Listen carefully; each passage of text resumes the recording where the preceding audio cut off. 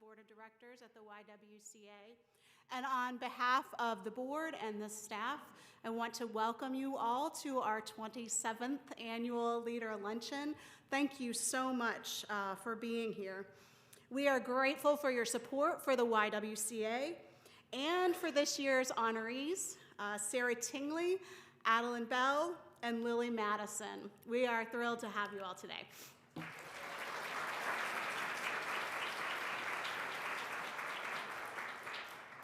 I also want to take a moment to recognize some of our previous Leader Luncheon honorees. So if you have previously been a leader or a rising leader, I'd invite you to stand so we can recognize you. I can see you are all wearing orange scarves, so stand.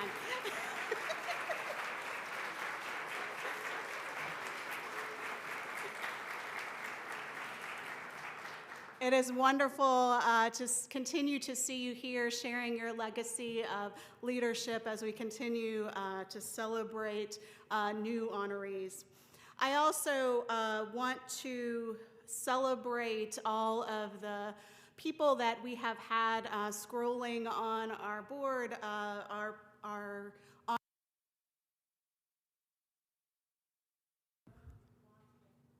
Okay, sorry. I was going to use my big voice, and I didn't mean to do that. But we do want to recognize everyone on our board and give thanks for all of those folks and all of the things that they have done.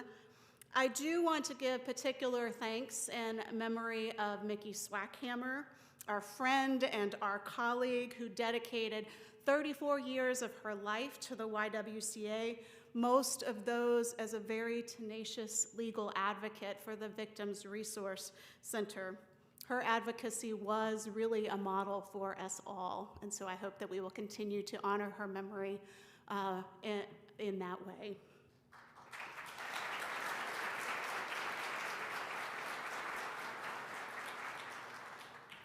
Will you pause with me for a moment for our invocation? God of grace, we gather today in celebration, honoring women who witness to your hope and promise for each person to live with dignity and to be celebrated for what they uniquely offer to the world. We give thanks for models of the diversity of leadership, lived out in every kind of work, school, and organization in our community, through the power of education, relationships, welcome, empathy, generosity, encouragement, and compassion. So as we gather today in support of the work of the YWCA and to honor the work of these leaders in our midst, we're grateful for the opportunity to be fed with food and community. God of every place and every people, we ask that you would breathe on us your spirit of peace and strength so that you might bind us together as bearers of reconciliation. In the wondrous diversity of your creation, teach us that we are all children of your love. Enable us to work together to seek the welfare of our whole community, our nation, and the world.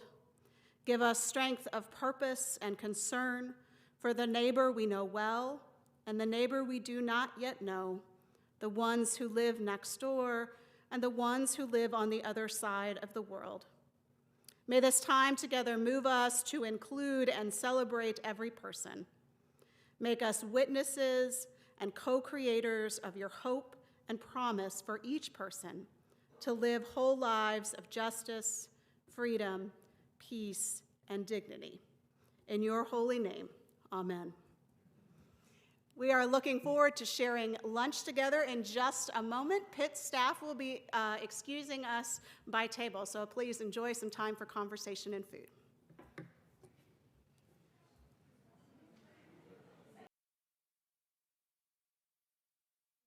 Way, Executive Director of the YWCA, and it's an absolute honor to stand before you today as we gather for the YWCA Bradford's 27th annual Leader Luncheon.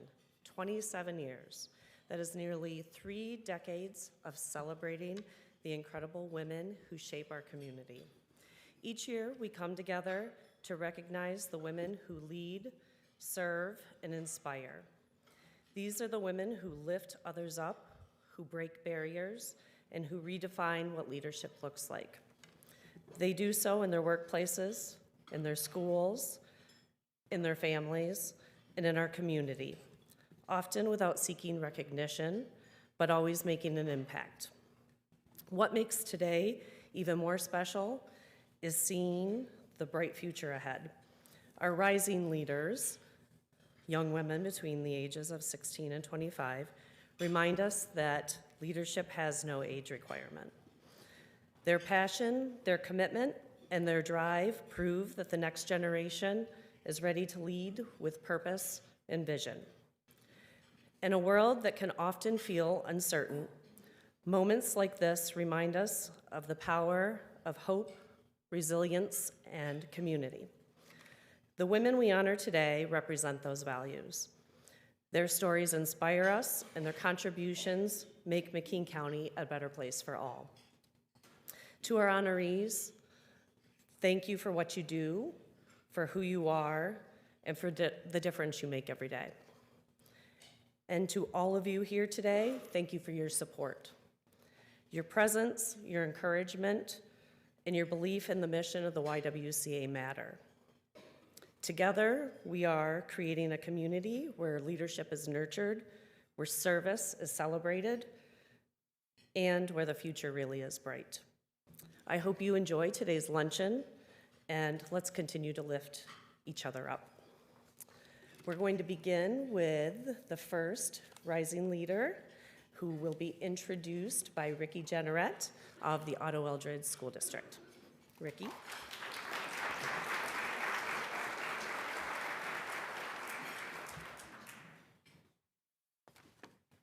Good afternoon. You would think I stand up in front of kids all day, this wouldn't be terrifying, but it is.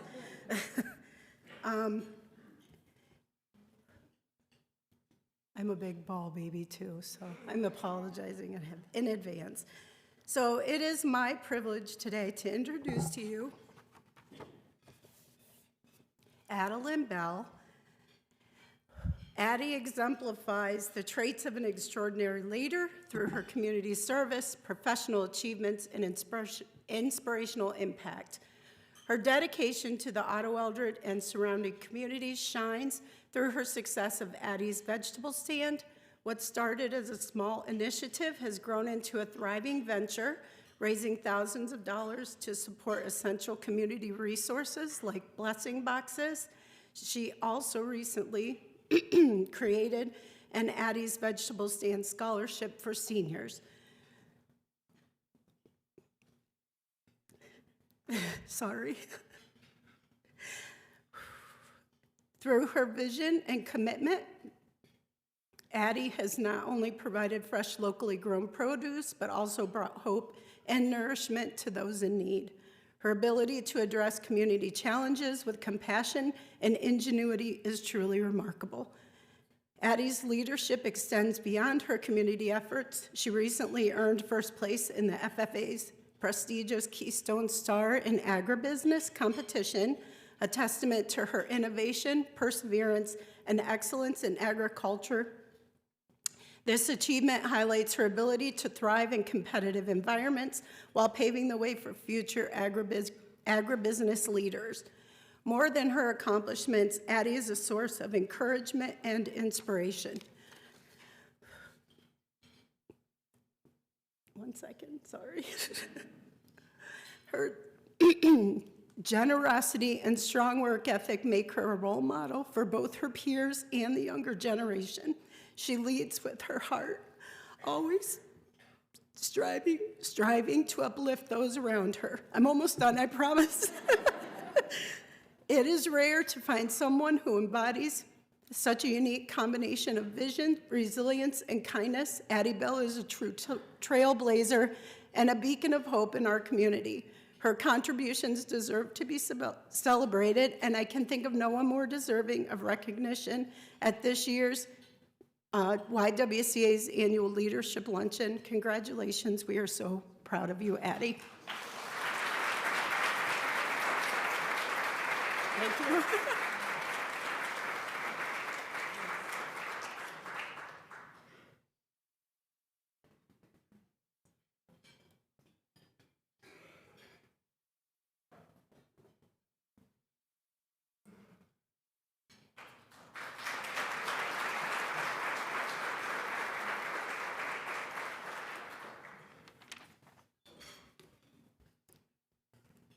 Thank you, Mrs. Generette, for that lovely introduction, and thank you to the YWCA organization for having and honoring me today. I am truly honored and humbled to receive the Rising Leader Award alongside Lily Madison. As previously mentioned, my name is Adelyn Bell, and I am a senior at Otto Eldred High School, where I participate in various activities such as volleyball, basketball, track, National Honor Society, Future Farmers of America, and even water skiing. This recognition is not just mine, but a reflection of the incredible support I've received from my community, mentors, and loved ones. I would like to start by thanking my support system here today, including my dad, who gave me the grit and drive to achieve my wildest dreams, my beautiful mother, who gave me every character trait, from my happy, bubbly personality to my genuine empathy for my community, Daryl, for making every opportunity happen and always reminding me to be myself,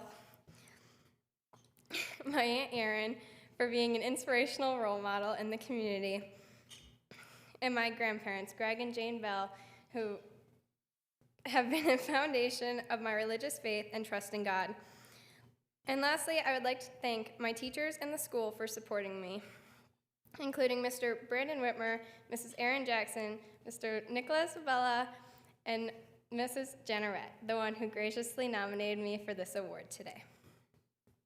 My brothers could not be here today, but I want to give one more thanks to my brother Zaz, who taught me not to be scared to do anything, anywhere, and my brother Harris, my ride or die, who would support me in anything, even running my vegetable stand when I go on vacation, which he secretly loves. Don't let him fool you. I would not be here today without all of you, especially the women in my life who have empowered me to be a strong, independent, courageous, positive young woman. When I look back on my journey, I realize that leadership isn't just about titles or recognition. It's about having the courage to be a positive role model, even in the face of adversity. For me, leadership began with small acts of kindness and support in my community. And while the journey hasn't always been easy, each step has helped me become more resilient, compassionate, and determined to make a difference. My journey started a few months ago when my mom came up with the idea for my brother of selling extra vegetables from our family's garden at a little stand on the bottom of the road. My brother, being my brother, said, yeah, I don't know. 2 years later, I decided, hey, Mom, I think I want to do that, and I want to do it for charity. And my mom, being the amazing person she is, said, okay, let's do it. 2 weeks later, I had a vegetable stand. Through my vegetable stand, I have been able to donate to multiple charities that align with the YWCA's values of empowering women and promoting freedom and dignity for all. I have donated to many organizations that are personal to me, including the Pink Pumpkin Project, empowering women with breast cancer, Bradford Emergency Room Pediatric Patients, the Otto Eldred Blessing Boxes, the Angel Tree, and I even started my own scholarship to empower the future generation. As I accept this award, I am reminded that leadership is not a destination, but a journey that we all walk together. Each of us has the ability to lead, to make an impact, and lift others up. I encourage all of you to continue your work, however big or small, and know that the world needs your voice, your actions, and your leadership. Together, we can build a kinder, more compassionate world. I will strive to continue promoting this mission and being a leader as I move on to my future endeavors in college as a pre-med major. I am truly blessed to receive this award here today. Thank you.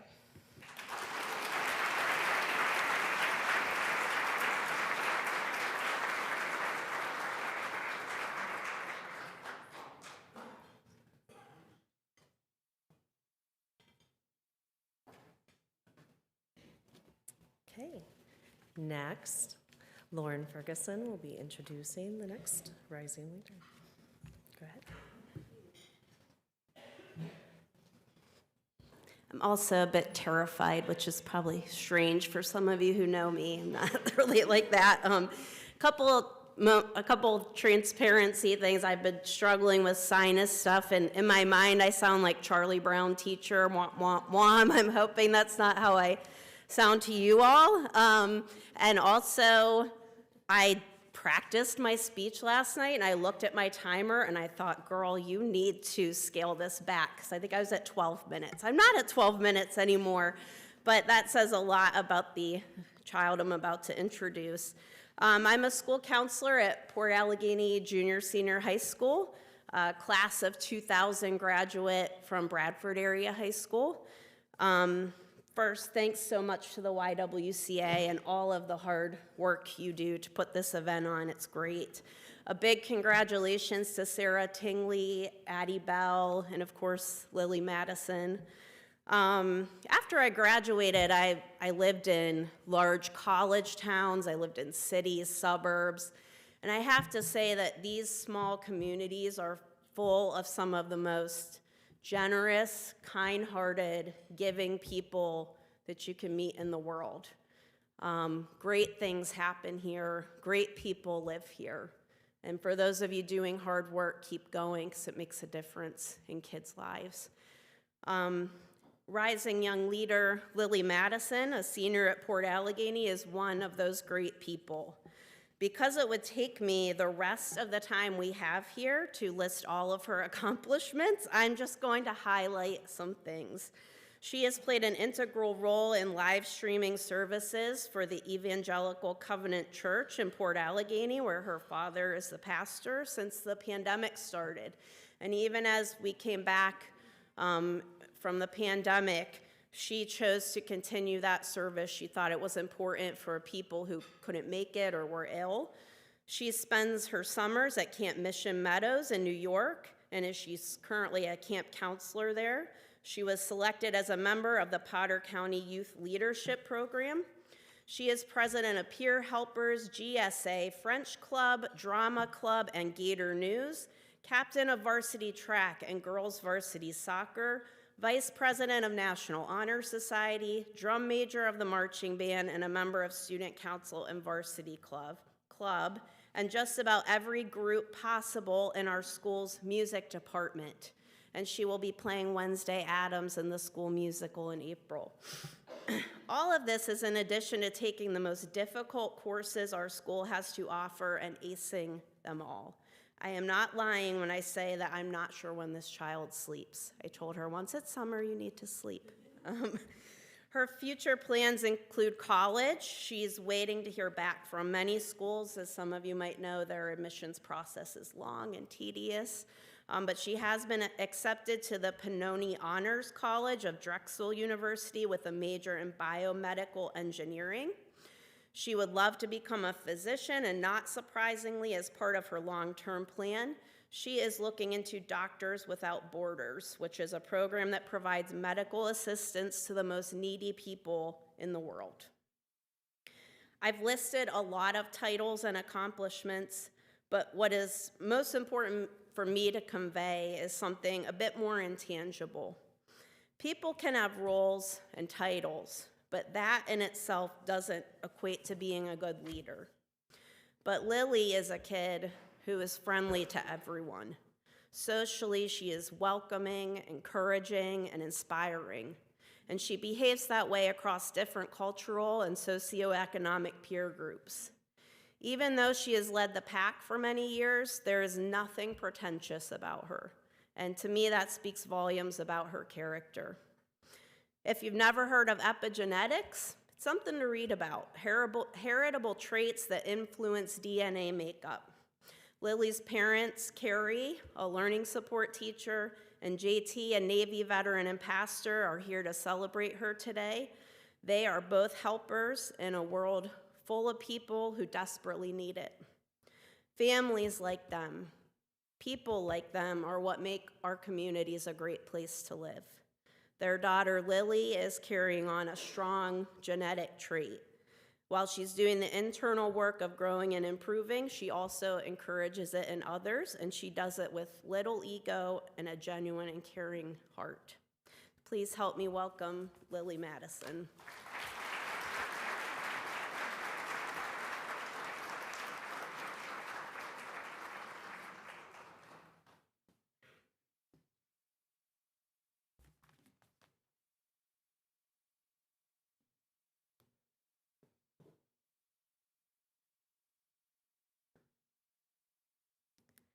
Good afternoon, all.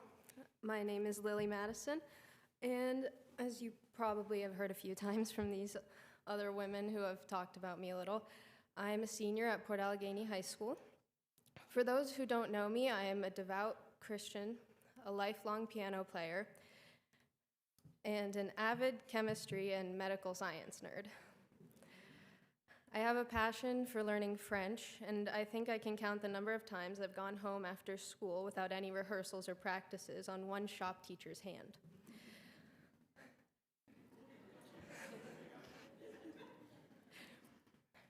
It is truly an honor to have been selected as a YWCA Rising Leader. Leaders are crucial in every functioning society.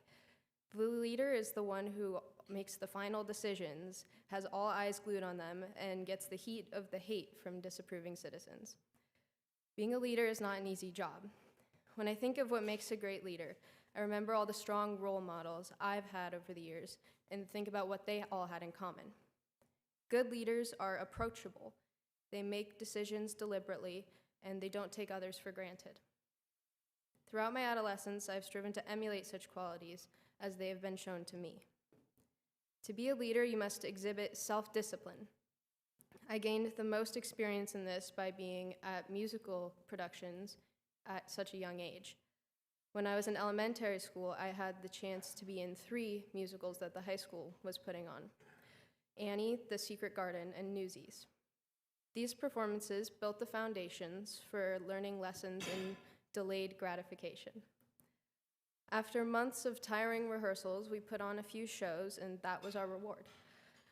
We had to commit to memorizing our lines, our songs, and roles, both on and off stage. This is where we started to learn to be responsible for ourselves. We developed respect for our teachers and each other while learning how to work together towards a common goal. It is often underappreciated and forgotten. It is often the underappreciation, It is the often underappreciated and forgotten parts of life that help shape who we become. Not only do experiences from who we are, but so do the people around us. My 6th grade reading teacher used to tell us that you are the culmination of the 5 people you're around the most. To start, I know I wouldn't have been able to accomplish nearly as much as I have without the support of my parents. Between driving me everywhere and supporting me in my endless endeavors, my mom and dad have always given me encouragement and love. Additionally, my guidance counselor, Ms. Ferguson, has helped me sort out both the college admissions and scholarships processes. I have too many teachers and coaches, mentors, friends, and family to thank a million times, but I hope that they're all aware of my eternal gratitude. A lot of times, I think I've had a sort of tunnel vision where I put my head down and keep doing my work. But when I finally pick my head up and pay attention to what's going on around me, I am in awe of the honors I've been given. I'm humbled by this award and the other accolades I've received. To quote Sir Isaac Newton, "If I have seen further, it is by standing on the shoulders of giants." Thank you.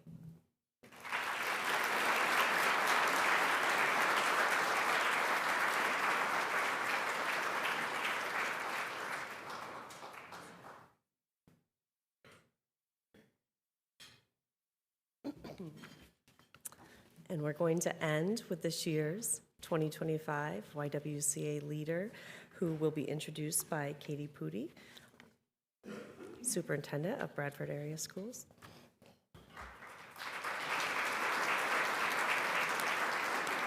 Thank you. So let me just start by congratulating Addie and Lily. I'll tell you, the two of you, I think, have done more in your young lives than a lot of people have done in your lifetime. The world needs you. Please stay that course. And I have been to your fruit stand. I love it. So thank you. Congratulations. And so now it's my pleasure to tell you about the YWCA's Leader of...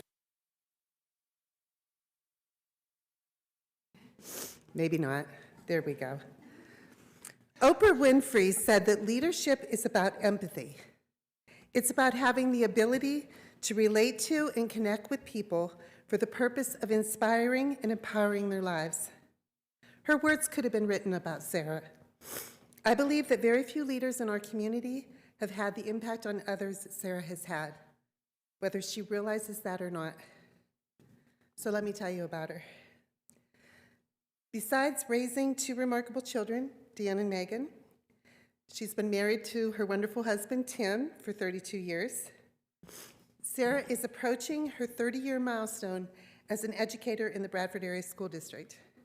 She's served in multiple roles within the district, but her most notable being the 18-year span that she's been the principal of School Street Elementary. Being a building principal alone is a very difficult job, and that is worthy of an award. The role involves so much more than people realize, juggling demands from students, teachers, parents, social media, the community, the district office, the federal government, the state government. It requires long hours, tough decision-making under pressure, and all of that while expecting to keep up student test scores and success and create a positive school climate. But Sarah has mastered that job.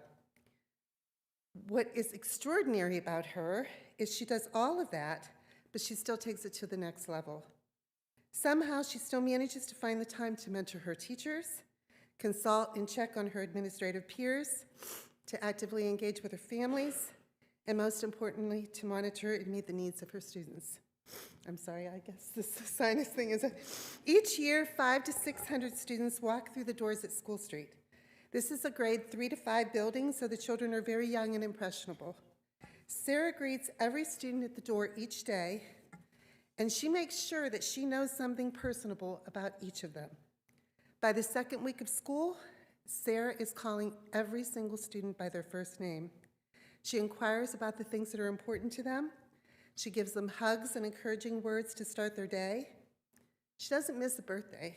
She handwrites individual cards to each student and to each staff member. And she gives them each something from her award box. Students see Sarah's warmth and her caring ways, and they emulate that in the way they treat others. She's a daily role model for hundreds of children. Sarah's school is one of high needs, with many students and families who face challenges each day with food and clothing insecurity, special needs challenges, domestic abuse issues, and homelessness. Sarah passes judgment on no one, but she does roll up her sleeves to help in any way that she can, no matter what that situation is. Sarah has enlisted the help of the community to start the very first food pantry in our district, and she sends home supplies, discreetly of course, to families and children in need every weekend and over every holiday. When supplies run low, Sarah will donate from her own pocket without complaint. She's taken on the role of homeless liaison for the entire Bradford School District, and she's brought it upon herself to ensure that all of our district students experiencing homelessness, and you may not realize this, but we had 80 such students last year alone, that she makes sure that they have access to a quality education, transportation, and basic supplies so that they can continue to be educated without stigma and in the best environment possible. It's not uncommon for Sarah to purchase clothing, shoes, anything, because one of our students needs these basic necessities that are not in the reach of the family at that time. Sarah has also advocated successfully for washers and dryers and showers to be installed at the schools so students can be free from ridicule for circumstances beyond their control. Many of our parents also know that Sarah will go out of her way to support them if she is able. It's common for her to drive students home or to an appointment, to assist families during hardships or loss, or for her to just be the reassuring voice on the phone during any time of family crisis. A true story. I remember a parent calling Sarah and telling her that she needed a rutabaga to make a pot of soup stretch. I swear I don't even know if Sarah knew what a rutabaga was. But and her counselor's here today, she sent her counselor to Save-A-Lot and made sure that that family had those rutabagas for that day. That's just what she does. To know Sarah is to know someone with true professional and personal courage, to stand up for others and to do what is right. She leads her teacher teams in such a way that she would never tolerate injustices towards children, families, or each other. There's no place for discrimination or judgments within those teams. Sarah is a fierce advocate for students experiencing disadvantages, and she holds a special place in her heart for these students. It's very common to see many students with special needs congregating at her office, so excited to see her and to share exciting news with her, or for her to receive stacks, and I mean stacks, of letters and cards from students, both present and past, telling her how much she is loved and the influences she has had on their lives. Sarah has created leadership clubs that meet during the school day, and showcasing these clubs during the Community Leader in Me days has provided students the opportunity to speak out with pride concerning their accomplishments within these clubs. She also ensures that School Street students participate in a yearly school-wide service learning project to benefit recipients of the United Way, reinforcing the idea of giving back at a young age.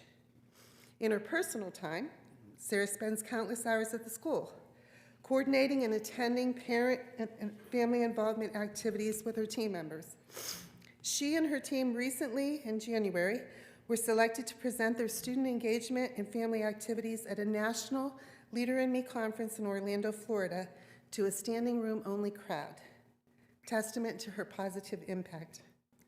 Sarah has also recently volunteered to chair the McKean County PA 250 Educational Committee, which will celebrate the 250th anniversary of the United States in 2026. She's been a past member of the Guidance Center Board, and she's a current member of the YWCA Board of Directors. So to bring it all full circle, Maya Angelou frequently talked about the importance of love in leadership. Those of us who know Sarah best know that she is always available during times of struggle and hardship to help move big rocks or to just offer a lending ear. She's devoted her life to serving others, but she's always done it in a way that does not draw attention to herself. Sarah is love, and I'm certain the YWCA is proud to recognize such a true leader with her integrity, character, and competence. Congratulations, Sarah.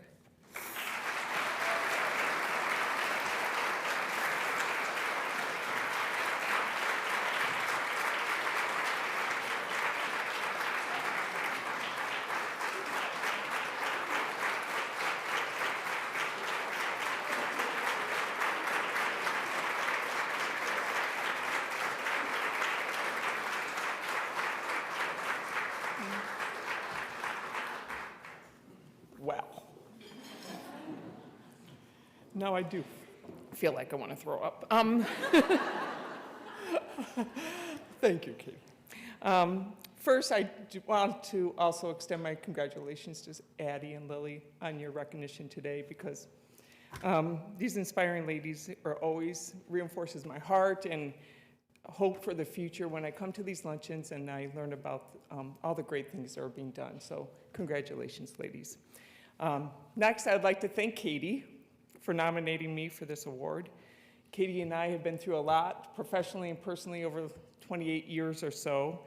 And I admit I was a little surprised, very surprised, when Angela called me to let me know that I was nominated, or I received this award. And I initially thought, oh, they're mistaken. I don't think they're calling me. But and I was like, are you sure? And then she told me who nominated me, and I was like, oh, yeah, that sounds like Katie. She knows how I feel about personal recognition. But then I thought that was a typical Katie move to make. She is the type of person that always likes to shine the light on others and to see people, those around her, students, staff, and everyone in their best light. So Katie, thank you for this. and everything you've done for me in the last 28 years, which is all written through this. So now I'd like to also thank Angela, Catherine, and the YWCA Selection Committee for choosing me. It's truly an honor. I have such respect for the work and the mission of the YWCA that I felt hesitant, as I said many times, about receiving this award because I don't know to be here before it because it's such a worthy organization and making sure that I stand for everything it believes in.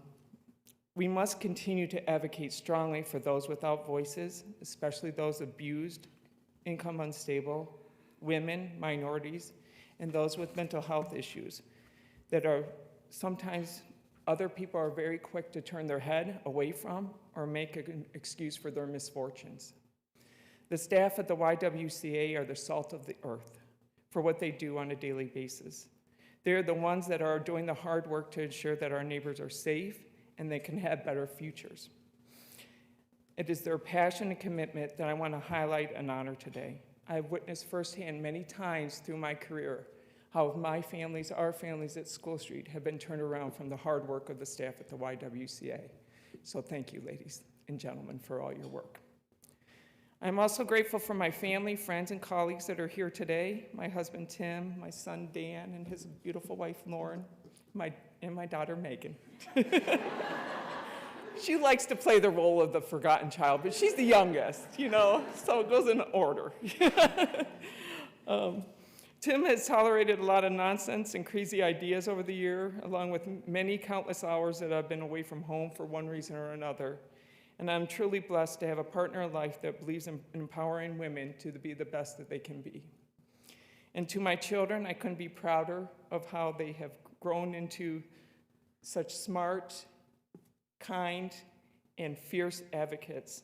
And I hope that they continue this fighting spirit and continue to inspire others to do the same.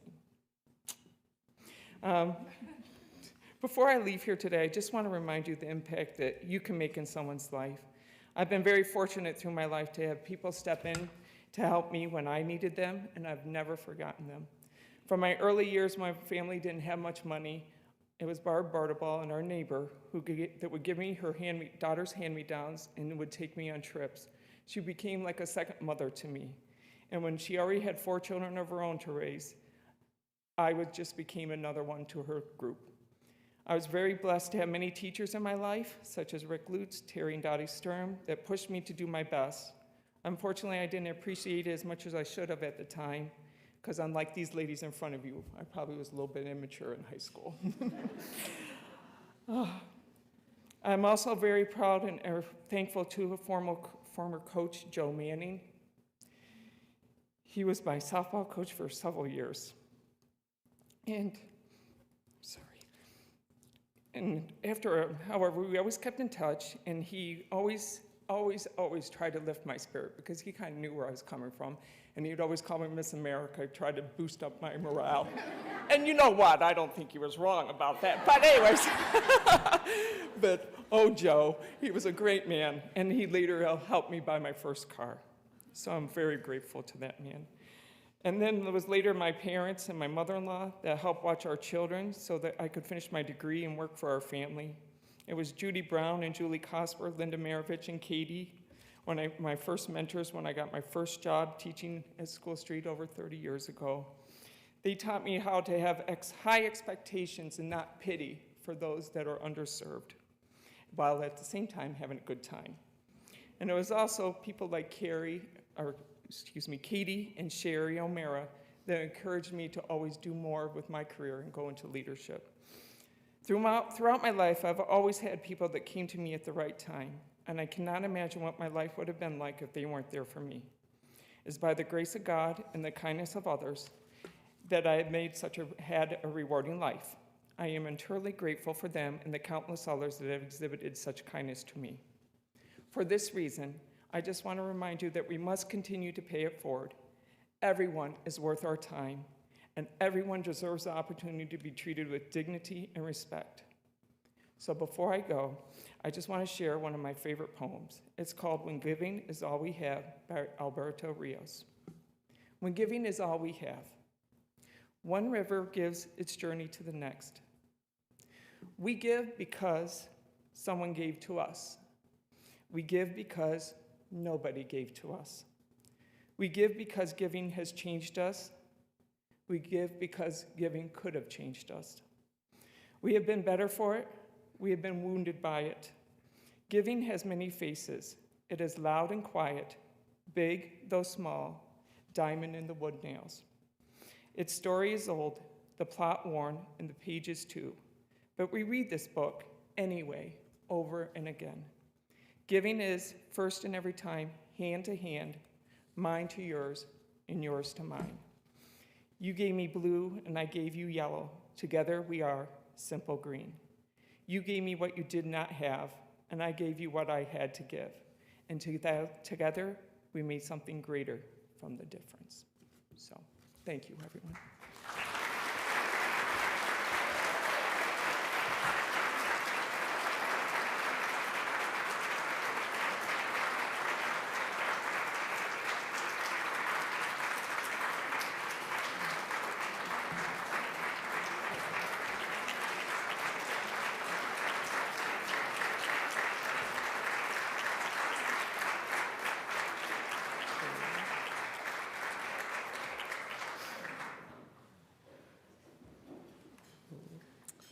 As we come to the close of our 27th Annual Leader Luncheon, I want to extend my heartfelt gratitude to each of you for being here today. Your presence and support truly make this event special. A sincere thank you to our sponsors. Your generosity allows us to celebrate and uplift the incredible women in our community. It's hard to not get a little emotional, right, Ricky? We talked about beforehand, Katie. Katie practiced this morning. She admitted to me, and you did well. And most importantly, congratulations once again to this year's honorees. Your leadership, dedication, and impact inspire us all. Thank you, and we look forward to seeing you again next year. Thank you all. Congratulations.